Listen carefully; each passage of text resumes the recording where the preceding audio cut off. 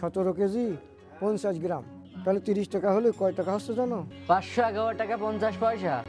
হ্যাঁ মাওলানা সাহেব, 511 টাকা 50 পয়সা। আরে চাচা ও আন্দাজে বলছে, আপনি ওর কথায় কান না দিয়ে ক্যালকুলেটরে হিসাব করেন। বাবা, আমার এই ক্যালকুলেটর ভুল করতে পারে, কিন্তু ওই ক্যালকুলেটরের উপরে কোনোদিনও সন্দেহ করবেন না। কি বলেন?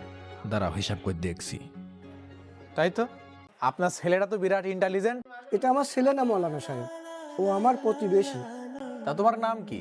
আমার নাম রবিউল, কিন্তু সবাই আমার আদর করে ক্যালকুলেটর বলে ডাকে। ক্যালকুলেটর? কারণ কারণ আমি সবার যোগ বিয়োগের হিসাব মানুষের ক্যালকুলেটরে হিসাব করতে যত সময় লাগে আমি তার অর্ধেক সময় হিসাব করে কয়ে দিই।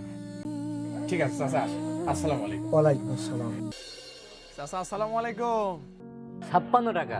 আমি এটা বিক্রির জন্য নিয়ে আসিনি তো, এটা হলো অঙ্কের বই আর হিসাব বিজ্ঞানের বই। এখন আপনি তো জানেনই আমার একটা কোম্পানি আছে, তো আমার ওই কোম্পানিতে একজন অ্যাকাউন্টেন্টের দরকার। তো আমি ভাবছিলাম এই ছেলেটাকে আমি নিয়ে যাব, ও আমার কোম্পানিতে অ্যাকাউন্টেন্টের কাজ করবে আর পাশাপাশি পড়াশোনা করবে।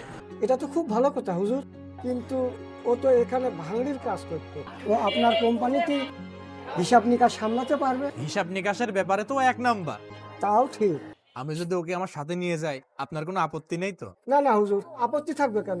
বরং আমি তো চাই ও আরো ভালো জায়গায় যাক, ও আরো ভালো কিছু করুক, ও আরো বড় হোক। ঠিক আছে ক্যালকুলেটর, তাহলে চলো। এই ক্যালকুলেটর, বড় মানুষ হয়ে চাচার কথা ভুলে যাস না জানো?